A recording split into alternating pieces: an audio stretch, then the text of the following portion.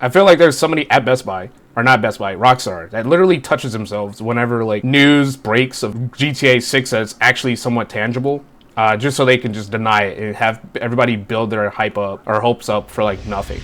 I'm sorry, our company doesn't work that way. You want me to give you the number of a different cable company that can... Oh, wait, we're it, aren't we? Hey, welcome back. So today's video is a little bit different. Obviously, I'm playing Grand Theft Auto 5 in the background. I just wanted to talk about pretty much everything that's been going on with Grand Theft Auto 6 as of late, and how I kind of feel about it, and basically what this means for the industry as a whole. I've been making content for about a year now, and I would like to say Destiny 2 was the reason why I started making content, but it never really took off on YouTube, for my long form at least, until I started talking about Grand Theft Auto 6. Now, there's a fine line that I kind of want to like draw between just, I guess, what you would call copium or just ass pulling, I guess. I don't want to become like a Fernando or like, oh my god, GTA 6, like, you know, the little faintest of a crumb that you will get from like Rockstar. I don't want to like be the guy that like takes that little crumb that's like meaningless and turns it into like another 10-minute video. Like, a lot of my scripts are this is unscripted, mind you, but a lot of my scripts are starting to overlap with each other. And I have to make a call when it comes to just quality over quantity, especially when it comes to like growing a community with you guys. Because honestly, me doing YouTube is the best thing that could have ever really happened to me, honestly. From a just personal standpoint, I never really thought much of myself until I started creating, and I started realizing, wow, I can really do this. So I don't want to like, you know, throw all that away pursuing something that doesn't really exist right now. Now, like, there's a few people that commented on my most recent poll. I'll probably put an overlay up so you guys can see it, saying like this is, you know, BS, and me, I should keep making content about GTA 6. And I wrestled with it. Like, obviously, if you look at my profile, you can see, or my channel, you can see that I make content about other games, like, you know, Destiny. I think I made a game or a video about Xbox, Halo. It's another game, Cyberpunk. It's actually one of my favorite videos that I've ever made. It's my Cyberpunk 2077 video. If you haven't seen it, please go watch it. You should really watch that, given the current state of the world. But all this to say pretty much is like, I had to figure out a way for me to be able to like make content that makes sense for you guys, and also makes sense for me to like make the content. So I mean, going back to the subject of the thumbnail, which is probably why you clicked on it, it's really not a good thing for Rockstar to be this quiet. And I understand, like, you know, it's their product. I'm not Strauss Zelnick. I'm not the CEO. I don't know anything about making games, but like, you have to understand the context around the industry at the moment, where a lot of I work around cars, so every now and then I'll call game developers manufacturers, but a lot of game devs seemingly are disconnected to like what their actual player base would want. Like, for instance, I think in my previous video I mentioned something about Helldivers 2. So me and my friend play Helldivers 2. He got really good at it, like really quickly. But, you know, the thing that's holding that game back are just simple community features. Like, I don't know, being able to change your armor and stuff like that, maybe clans. Like, this is like pretty much like pretty basic stuff in 2026 that the game is just totally missing out on, and it clearly has no plans of adding. And it's these kind of decisions that it's just baffling to me. How this relates to Grand Theft Auto 6 is like, clearly you have people that are very interested in Grand Theft Auto 6, and it's not just people. You have industries. I think the CEO of Bank of America, why would you get in my way? Why would you do that? I think the CEO of Bank of America came out and said that Grand Theft Auto 6 should launch at $80 because it would be good for the industry. In what world does that's just the reach that Grand Theft Auto, oh my god.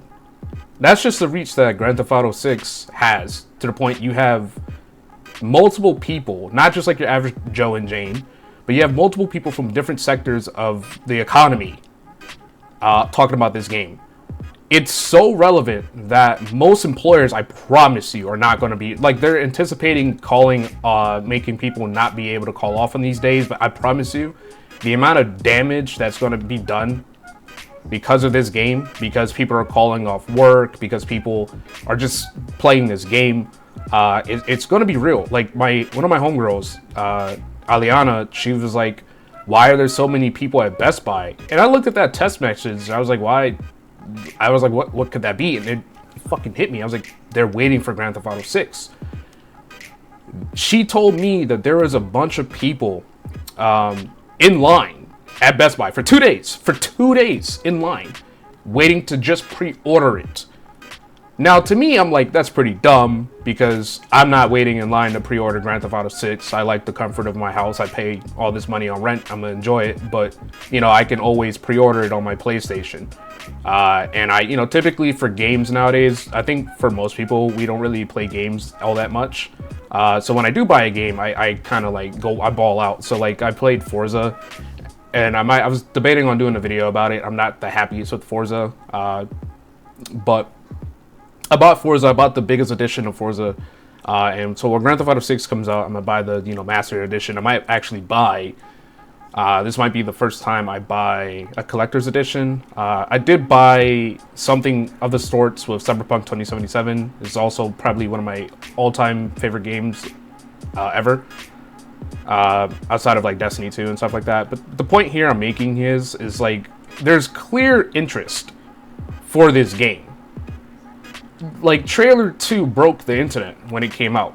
It broke YouTube records. I think it did like millions of views and hours just from a trailer of a game. The game itself hasn't even come out. We didn't even see gameplay. A trailer of this game broke the internet. Not just once, but twice. You have people lining up at Best Buy because of the Best Buy rumors and stuff like that. So, like, to me, it's just like, it's not in Rockstar's best interest to just keep being this quiet. I feel like there's like somebody at Rockstar that is just like literally touching themselves for the amount of, like, I guess, damn, nigga, oh my god. Okay, all right, shit. But I'm sorry. I feel like there's like a lot of I feel like there's somebody at Best Buy, or not Best Buy, Rockstar, that literally touches themselves whenever like news breaks of like GTA 6 that's actually somewhat tangible, just so they can just deny it and have everybody build their hype up or hopes up for like nothing. And like, you know, at first I'm like, okay, well, it's their game, it's their product. They should be able to do what they want with it. Yeah, Franklin died there. Franklin, there's no way he survived that.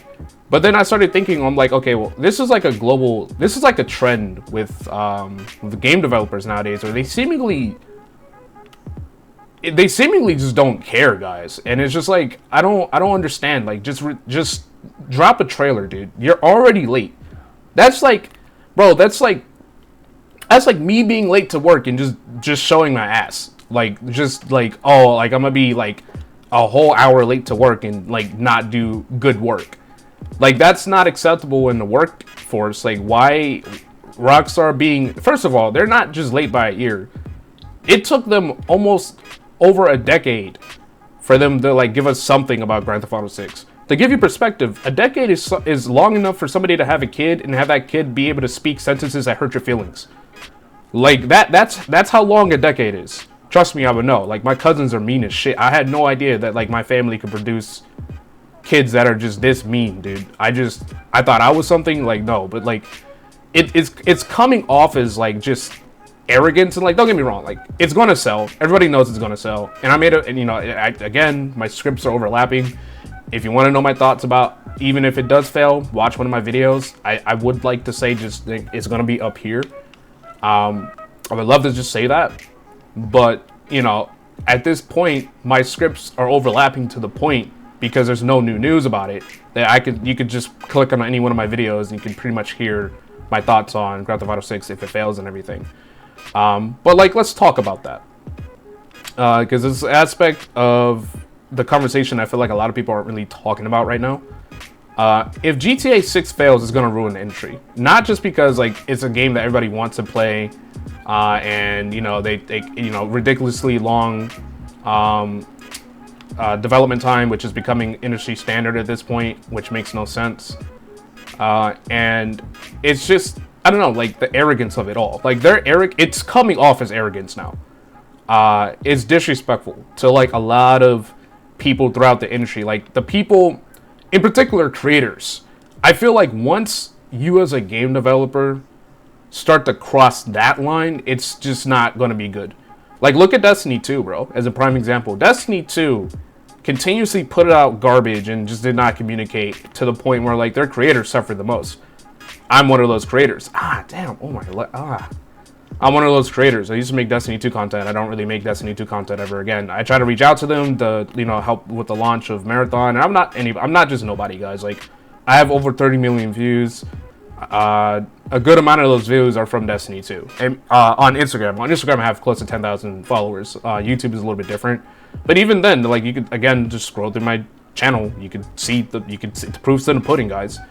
I feel like when a game studio does not respect the people that are advertising for them for free at their own expense, because mind you, like those people that you see, obviously talking about GTA 6 stuff, coming up with new stuff like pretty much Fernando's 2.0, they're doing that at the expense of their business. It is a business, guys.